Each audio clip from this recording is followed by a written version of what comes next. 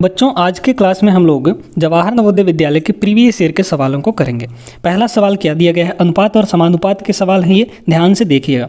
कोई धनराशि x, y तथा z में 2, 5 और 7 के अनुपात में बांटी गई। ठीक है, कह रहा है यदि x और z के भागों में जो 1500 रुपये का अंतर हो तो y का भाग कितना होगा। यानी सीधा सीधा ये कह रहा है कि एक कुछ रुपए हैं, ठीक है, कुछ रुपए हैं, उनको 3 जने को बांटना है। 3 जने कौन कौन से, x, y और z।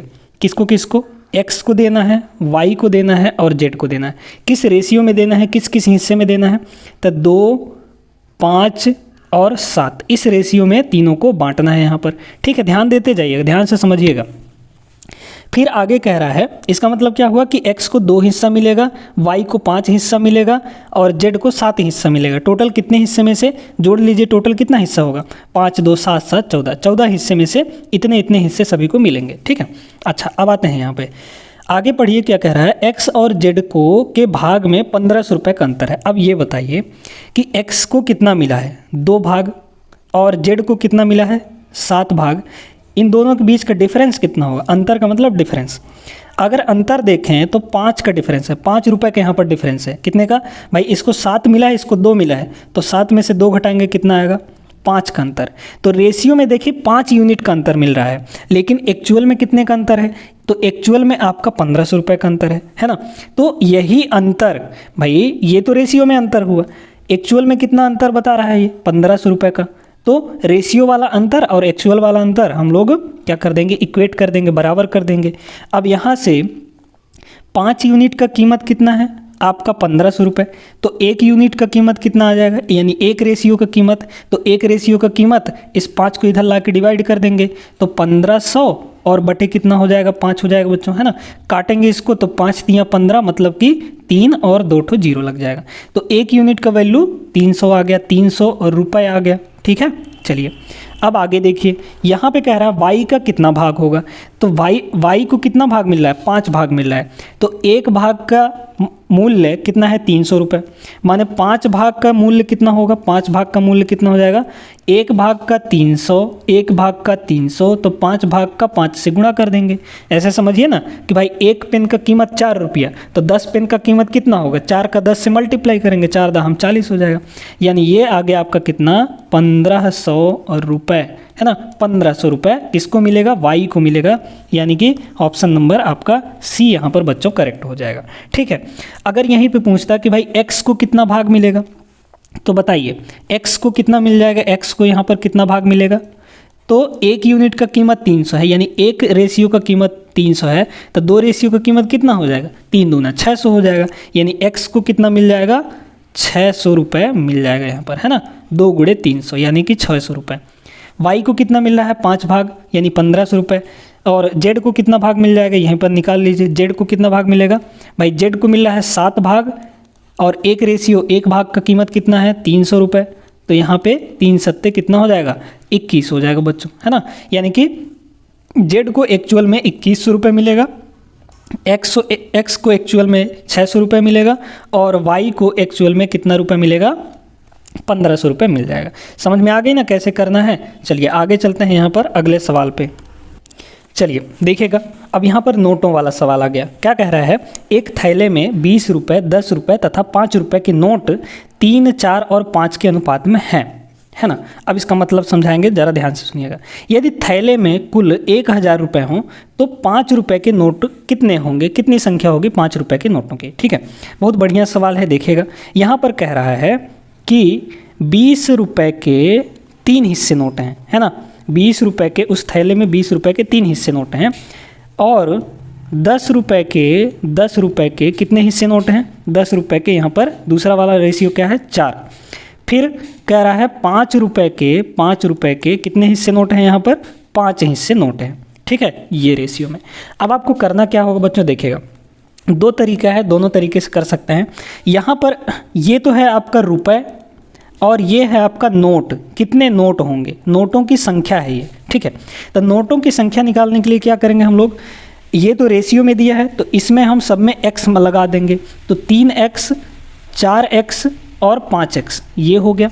ठीक है, अब ये बताइए, हम आपसे सिंपल सवाल पूछते हैं कि भाई अगर आपके पास 4 नोट हैं, कितने कितने के, 20-20 के, 4 नोट हैं 20-20 के, तो कितना रुपए हो जाएगा टोटल हो जाएगा 80 रुपये। आप कहेंगे कैसे, तो भाई 4 नोट हैं कितने कितने रुपए के, 20-20 रुपये के, मल्टीप्लाई कर देंगे, है ना। एक नोट 20 रुपये का था, 4 नोट 20-20 मिला के कितना हो जाएगा, 80 रुपये हो जाएगा। ऐसे ही यहाँ पर भी है, यहाँ पर 20 रुपये के 3x नोट हैं, यानी टोटल कितना होगा, 20 और 3x का मल्टीप्लाई करेंगे तो 20 और 3x का मल्टीप्लाई करेंगे तो 20 3 60x हो जाएगा। कितना हो जाएगा बच्चों, 60x हो जाएगा। यानी 20 रुपये का यहाँ पर 3x नोट हैं तो टोटल रुपए कितना होगा, 20 × 3x, ठीक है, यानी 60x। फिर यहाँ पर 10 रुपये के 4x नोट हैं, तो 10 रुपये के 4x नोट हैं, तो टोटल रुपए निकालने के लिए क्या करेंगे, 10 और 4x का मल्टीप्लाई करेंगे तो 10 चौक 40x हो जाएगा। कितना हो जाएगा, 40x हो जाएगा। यहाँ पर भी ऐसे ही 5 × 5x हो जाएगा, तो ये हो गया 25x, है ना, सॉरी, कितना हो जाएगा, 5 × 5x, यानी कि 5 × 5 = 25x हो जाएगा। समझ में आ गई यहाँ तक, यानी कि 20-20 रुपये के नोट मिलाकर इतना रुपए हुआ, 10-10 रुपये का नोट मिलाकर इतना रुपए हुआ, और 5-5 रुपये का नोट मिलाकर इतना हुआ उस थैले में। अब टोटल रुपए तो यही ना होगा, टोटल रुपए यही होगा, है ना, टोटल रुपए यही होगा, और टोटल रुपए उसमें बता रखा है कि भाई 1000 है, तो यही किसके इक्वल होगा, 1000 के इक्वल होगा।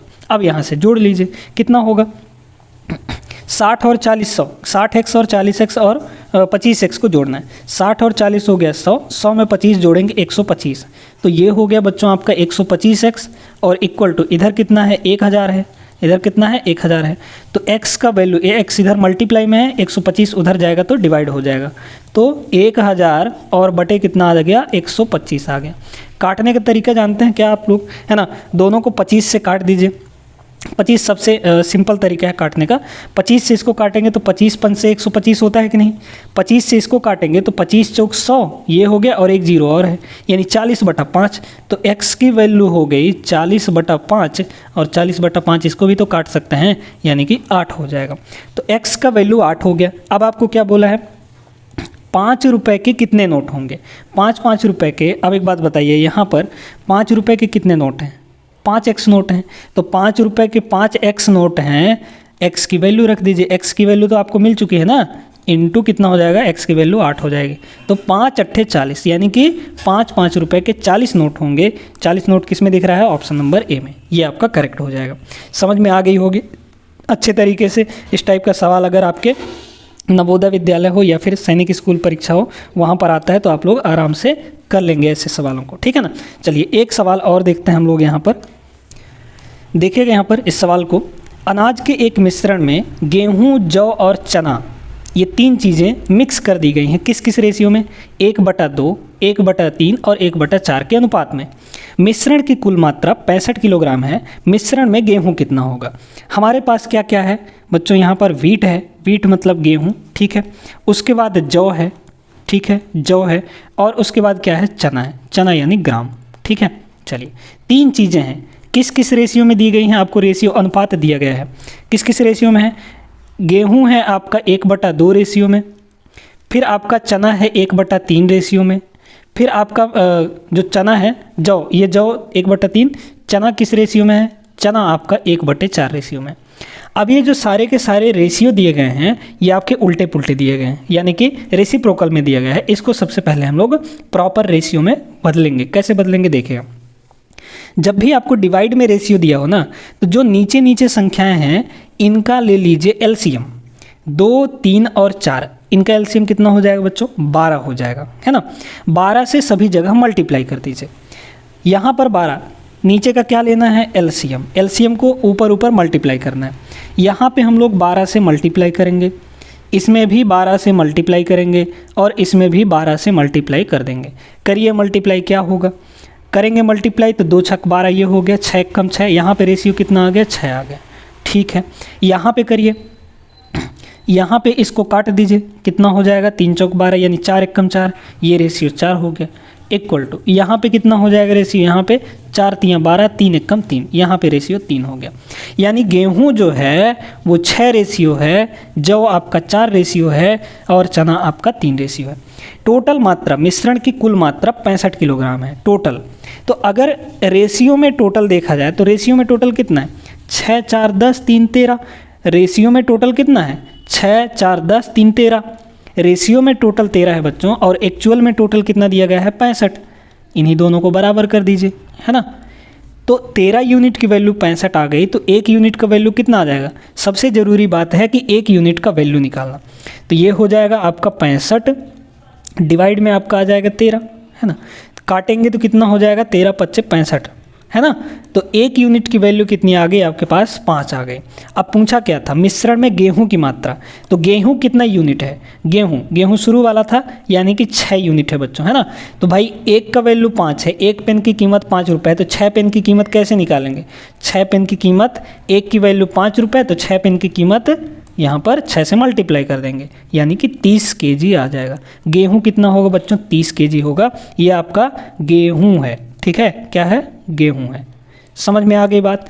ऐसे ही अगर हम लोग निकालना चाहें, फिलहाल तो इसका आंसर जो है वो कितना हो जाएगा डी ऑप्शन हो जाएगा। ऐसे ही अगर जौ निकालना चाहें हम लोग, तो जौ का कितना हो जाएगा, जौ बताइए भाई। जौ कितना यूनिट है, जौ यहाँ पर 4 हिस्सा है, तो 1 की वैल्यू 5, तो 4 की वैल्यू, 1 की वैल्यू 5, तो 4 की वैल्यू कितनी हो जाएगी 20 kg हो जाएगी। यानी कि जो हमारा जौ है वो कितना होगा 20 किलो होगा उस मिश्रण में, मिक्सचर में, ठीक है। चना अगर देखें, चना निकालना चाहें तो ये भी निकाल सकते हैं, कितना kg होगा। चना 3 यूनिट है, तो 3 यूनिट की वैल्यू कितनी हो जाएगी भाई। 1 का वैल्यू 5, तो 3 का वैल्यू 3 पच्चे 15 हो जाएगा, ठीक है, यानी कि 15 kg। समझ में आ गई होगी बात, अच्छे तरीके से आप लोग समझ गए होंगे। तो फिलहाल इसका जो आंसर है, अगर आपको चना पूछता तो 15 किलो हो जाता, जौ पूछता तो 20 किलो हो जाता, आपको पूछा गया है गेहूं यानी कि 30 किलो होगा। समझ में आ गई ना। तो ऐसे सवाल आएंगे तो अब आप लोग बिना किसी परेशानी के आराम से कर लेंगे। चलिए फिर आज की इस क्लास में बस इतना ही। 3 प्रश्न किए हैं हमने और बहुत ही महत्वपूर्ण प्रश्न किए हैं। आगे के क्लासेस में ऐसे ही इंपॉर्टेंट क्वेश्चंस करेंगे। मिलते हैं नेक्स्ट क्लास में, तब तक के लिए जय हिंद। चैनल पे नए हैं तो सब्सक्राइब कर लीजिए, बेल आइकन को भी ज़रूर दबा दीजिएगा, ठीक ना।